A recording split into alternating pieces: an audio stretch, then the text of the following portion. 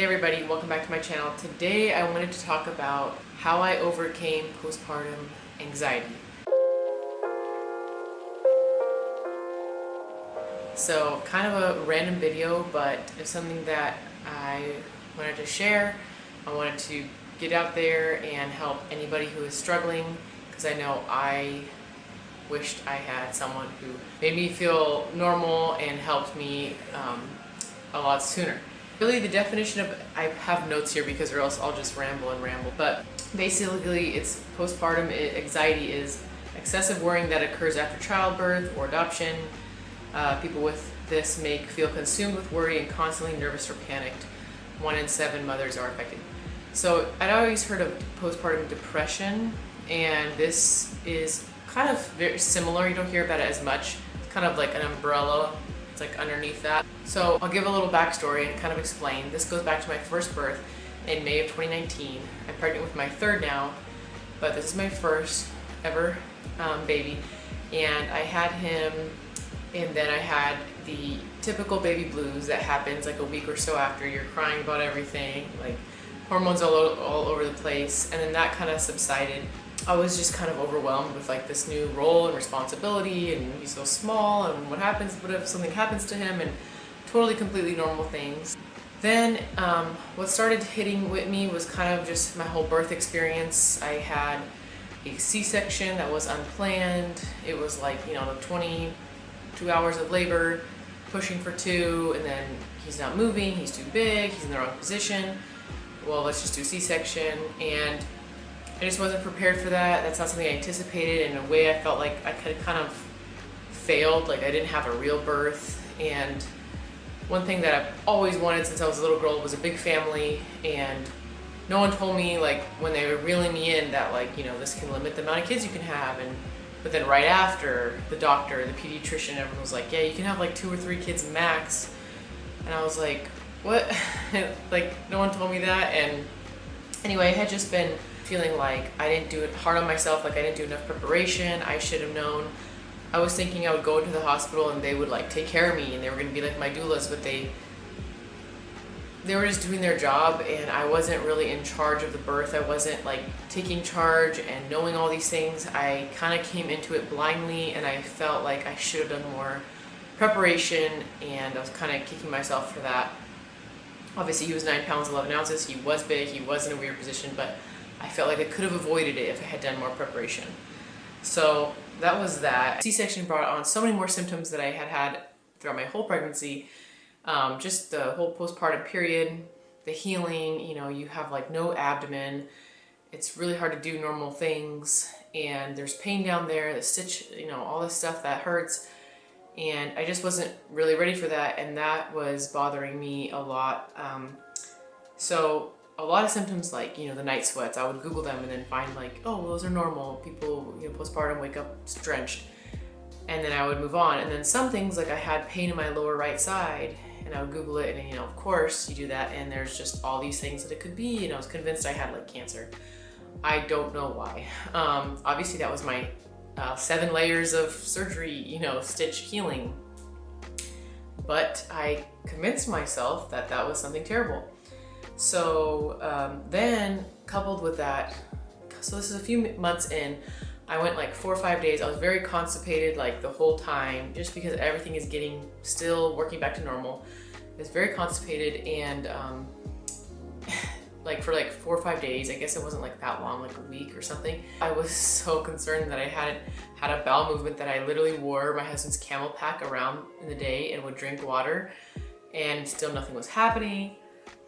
So I was very, very concerned. And in my head, I already had bowel cancer or like lower intestinal or something cancer. And just then, just to show you how this can like all be triggered, I hate that word, but just then a YouTuber that I watch who has had 8 kids, was constipated, went into the doctor, and like died 2 weeks later because she actually had breast cancer all over her body. She didn't know it, and she passed away. And it was like such a shock to me to be like watching this person and everything was fine, and then she went to the doctor, and then she just like passed away and left her husband like a widow.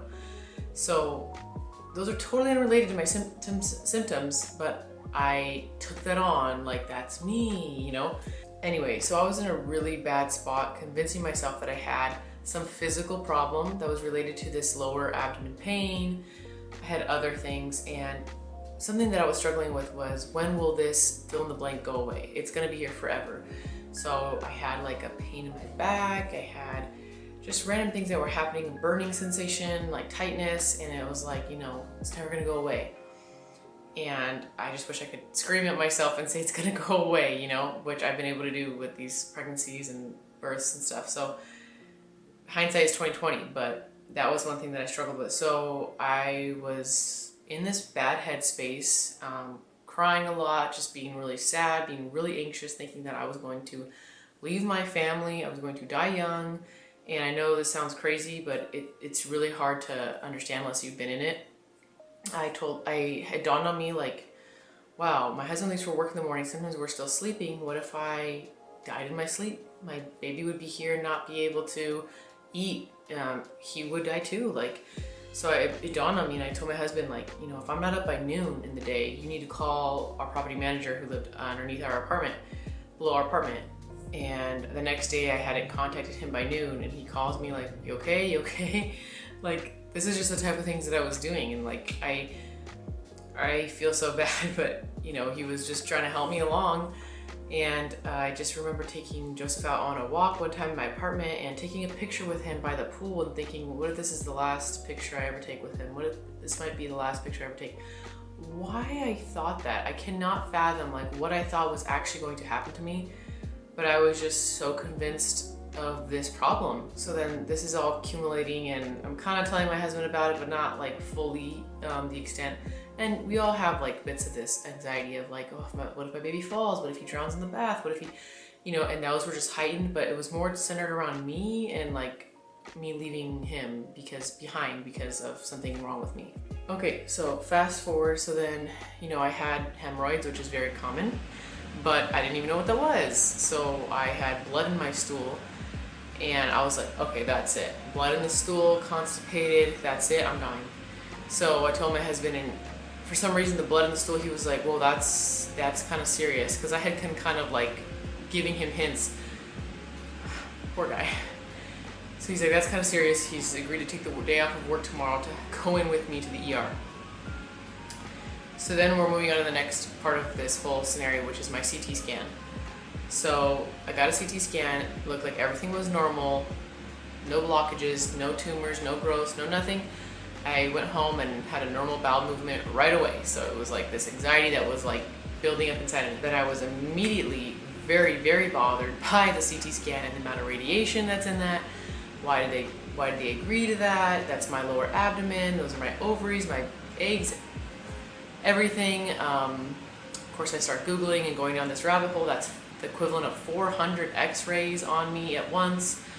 The younger you are, the worse, blah, blah, blah, blah, blah. I'm gonna get cancer. Now I'm convinced I'm gonna get cancer. Originally I was convinced if I got this CT scan, then I would know for sure, without a shadow of a doubt, that nothing is wrong with me and I could move on with my life, and this mental anguish I was in would just be gone. So then when the CT scan only made everything worse, I started to wonder what is wrong with me, because physically there was nothing wrong with me. And it started to dawn on me, maybe this is a mental problem. Up until this point, I thought all these symptoms were just physical, and it hadn't dawned on me that it was mental. But what I did was, I stumbled upon a video on YouTube about postpartum anxiety, and I had never heard of that, and I really related to everything the girl was saying, and she said the phrase irrational fears.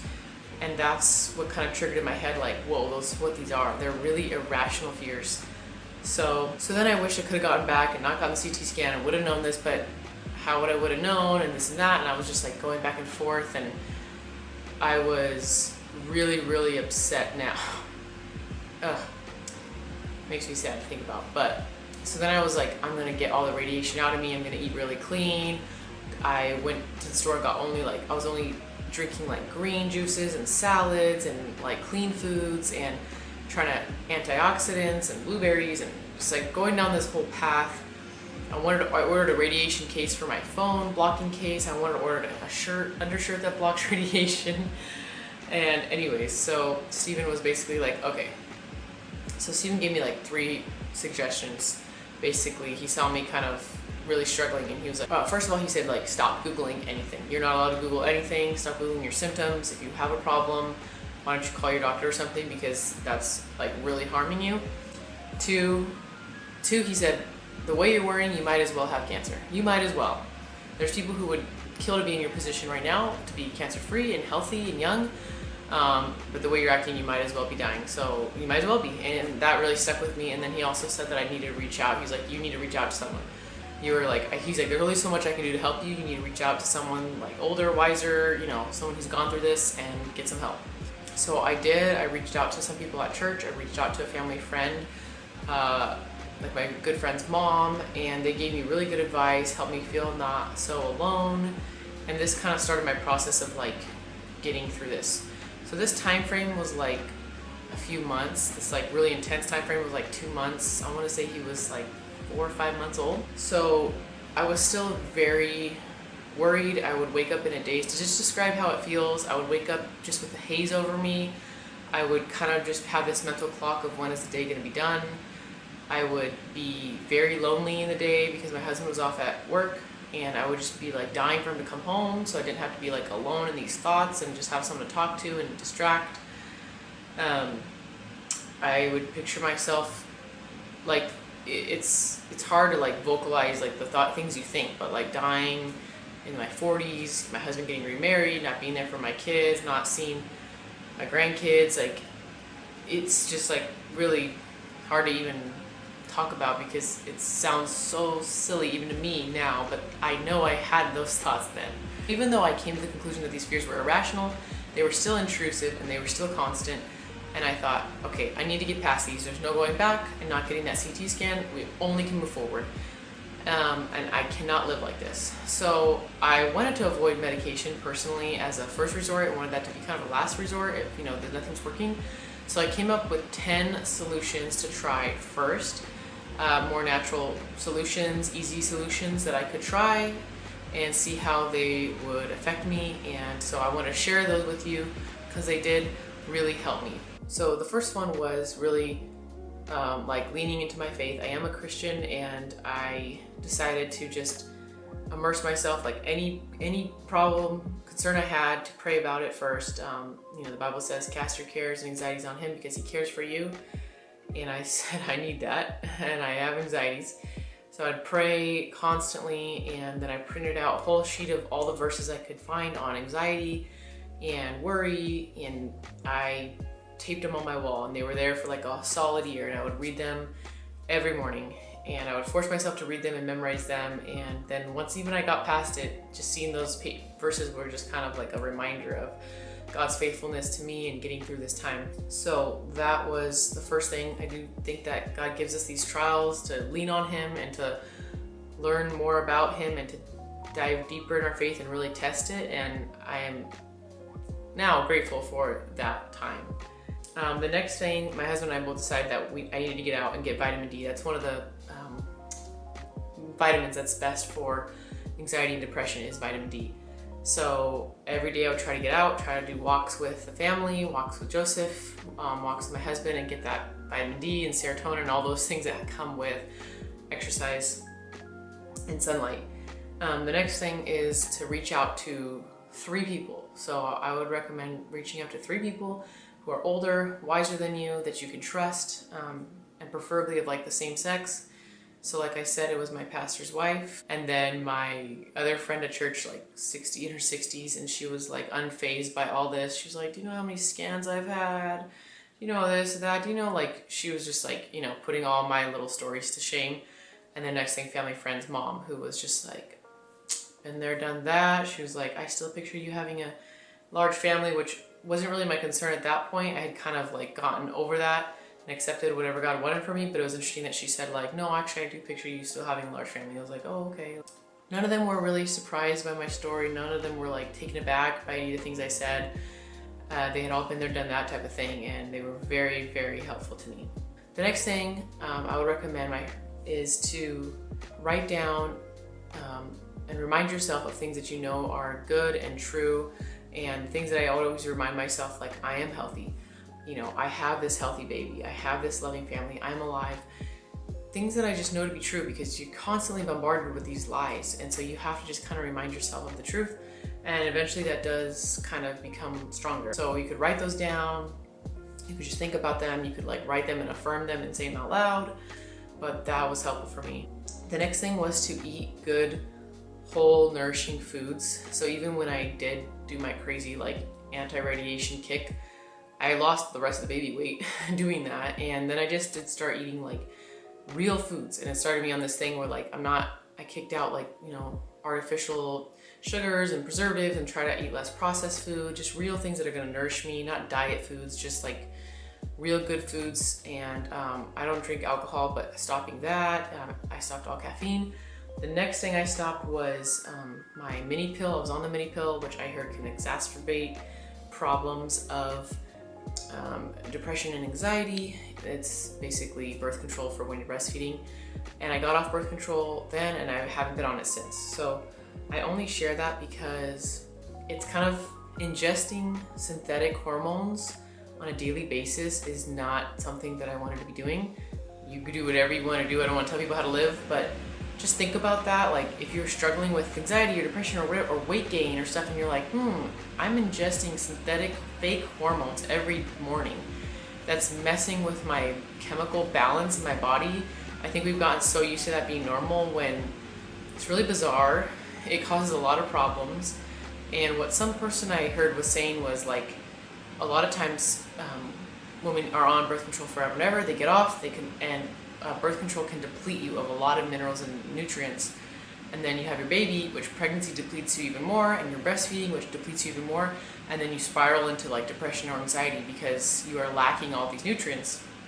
That's someone's theory. I didn't really look into it, but it makes sense with my first, how that happened. My second, I wasn't on any kind of birth control and I had none of these symptoms.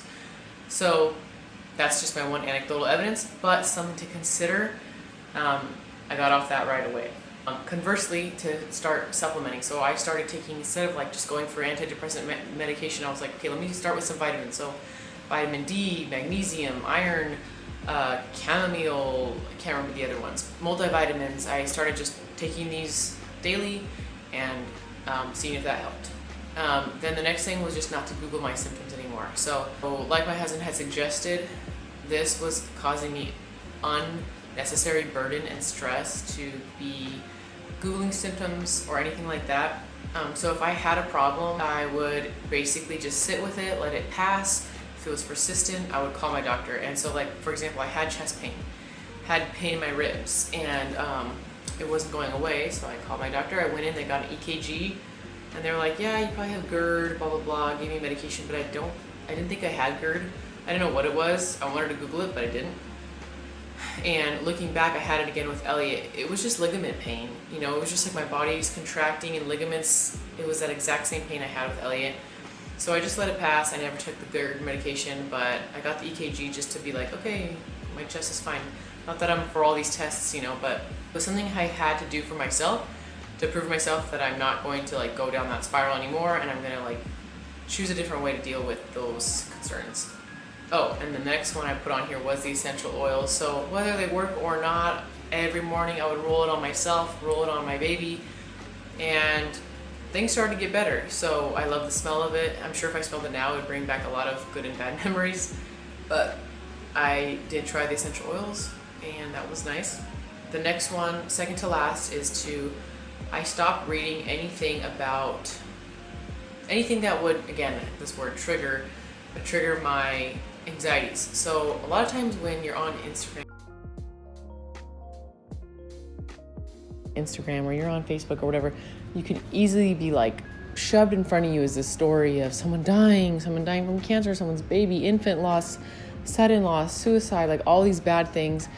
And a lot of times you don't even know these people, and they're just pushed in front of you because they're popular stories, because people want to listen to those. I don't think we were meant to see all that. I don't think we were meant to bear everybody's burdens. I think we were meant to bear the people around us. And so by constantly seeing these tragic stories that have nothing to do with us, and there's nothing that we can do, I just don't think that's a healthy thing in general. And this is something I have kept until now. I do not read those for the most part. I don't engage in them. If I see something like that, I just kind of skip past it. I don't think it does anything good for me. It would make me sad. I would tell my husband. He would say, why are you sad? I get too empathetic for that. It was hard to not project myself and my baby onto those stories and have those concerns. So I stopped that, and that's something I still don't do to this day. And the last one is just to be patient. Things will pass, and God willing, this will get better. And something that I learned was just to sit with these feelings. They are not going to pass quickly, and we're so quick to do something to instantly feel better and instant gratification and comfort, and you shouldn't be in pain. Quick, take a Tylenol. Quick, you got to feel better. But I just forced myself to sit with this and grapple with it and try to work towards it. And a lot of these things might have been placebo effect, but I don't know if every vitamin helped, but it was just helping me to kind of give me that endurance to kind of let it pass. So why am I sharing this? First of all, to help someone else. If the first video I saw that helped me, maybe you can relate to even just one part of this and you're like, wow, that's me. Maybe not. And for a video diary for myself to remember, like I said, God's faithfulness in my life. And the next reason is just because I have nothing wrong with medication or anything, but I just want if you don't want to pursue that and you want to follow something else, I don't want you to feel like you are anti-science or you're just this lone wolfer trying to do it on your own. I truly believe that a lot of times we like to put a label on these things. People like to put labels on these parts that are just genuine, real parts of the human experience, and they like to, they're natural, normal parts of the human experience, and they like to put a box on it and a label on it so that they can sell you the solution, the cure, the pill. And I don't think that everyone's sick. We have the most medicated society in history and the most mentally ill at the same time. I don't know how that makes sense, but I just don't believe that everyone is mentally ill. It's I'm sure 70% of young people are depressed or something, but what 17-year-old isn't, what 17-year-old isn't confused, anxious, depressed, angry, or whatever? It's part of the human experience. I was, and I don't think I was mentally ill. And going through this, I just want someone else to feel like this is completely normal. You don't have to wish it away. You don't have to medicate yourself, dope yourself up to get rid of it. It will pass. It has its purpose. I don't know. It's just a different way of thinking about it. I think we're just so quick to suppress it, make sure you don't feel that anymore. But how can we be so medicated and yet still so mentally ill at the same time? Maybe we're not all mentally ill. Maybe that's just part of life. We keep expanding what mental illness is. And it's if you're super sad, your parent passed away. I know they shortened the time, the DSM-5 or 6 or whatever they're on. Shorten the time of grieving. So if you're grieving past 5 or 6 months after your parents' loss, you're now depressed. It's part of grieving, you can be sad for 20 years. Life is painful. Okay. And anyway, I'm just out there to say, if you need to go to that, and if you are on medication, you want to try these 10 solutions too. That's something for you too. Try the medication, whatever, and then also try these. I just know a lot of people personally who have gone on medication and it's exacerbated problems. One of the reasons I really made this was a recent study that came out about depression, and it basically reviewed 300, 400 articles and said that there was no link between the serotonin levels and depression. And I know there was a going theory for decades that, it's just a chemical imbalance in our brains. Someone thought of that. And it really was just a theory, and then all this medication and everyone just kind of accepted it. And if you poll people today, I guess because of Prozac commercials or whatever, everyone thinks that it's a chemical imbalance and you just need to put serotonin in. But it's actually never really been proven that those things correlate. It's just a theory that we've just accepted so much that we've built things and research and stuff off of that. I know that's oversimplifying it. I think I heard that basically antidepressants work for some people and for some they don't, and no one really knows why. I think it's such a complex thing. There's so many factors that go into it, but it's kind of just showing that we don't have all the answers. We don't know for sure. The same thing I heard about Alzheimer's, that the main study was based on is fraudulent or whatever, and it's not really caused by what we think it's caused by. And I'm just not surprised. I'm not impressed by the average antidepressant results. So So I thought maybe there's going to be people looking out for different solutions, as this comes out and more things come to light. Maybe there's going to be people searching the internet, searching whatever. Okay, what can I do? And so that's why I wanted to make this, to give you 10 natural solutions to try if you don't want to go on medication. Lastly, I'm going to say this is just that the more we look inward, I think the more we're going to be in despair. And we've kind of, as a society, you need to really dig deep and know yourself and love yourself and go through your own trauma and tackle that and just go deeper within. But then we're more and more depressed. And I don't think we're meant to do that. I think that we actually find our purpose, our happiness, our joy, looking outwards towards something else, towards God, towards family, towards others. And in that, we actually find inner peace. I do think that there's a lot of frameworks in society that help us with that. And, as we kind of try to it seems like we're always trying to dismantle all these frameworks that have held us as a society together for so long, like marriage and family and religion and patriotism, sense of gender, traditional gender roles. We're tackle that, destroy it.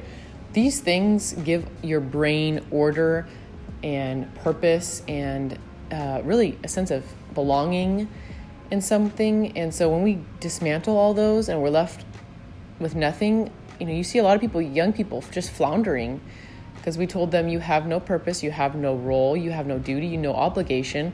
You don't really need to do this or that. Just make money somehow, and kind of what? Where do I belong? And there's no more sense of that belonging. You fit here. And so obviously I do love freedom. I love personal choice, but I think there is a sense of that direction that we're missing. And that's a whole other tangent that I just went on. And I'm going to stop myself before this video is too long, but such something to think about. I will say that with my second, like I said, I was so prepared for this that I did not experience any of it. I hardly even had the baby blues. Again, I was a lot healthier, physically, with nutrition and everything. And then I just was so iron set on not going down this path that I really didn't ever even struggle with it at all. I had a symptom and it would go away. I think I had hemorrhoids, to be honest, for 8 months, and it didn't even bother me. I was they'll go away eventually. That would have killed me in the first time. They're never gonna go away. And then, yeah, it went away, I guess. I just didn't even think about it. And with this pregnancy, it's sometimes scary how little I think about it, because it's in a good way. It's been a happy, stress-free time. So I'm not saying I'm not caring about it, but anyways, I'm going to wrap this up. Thank you so much for watching. I hope this could help just one person out there. Sorry if it was TMI, but I really wanted to be kind of specific so that I could actually be of a help.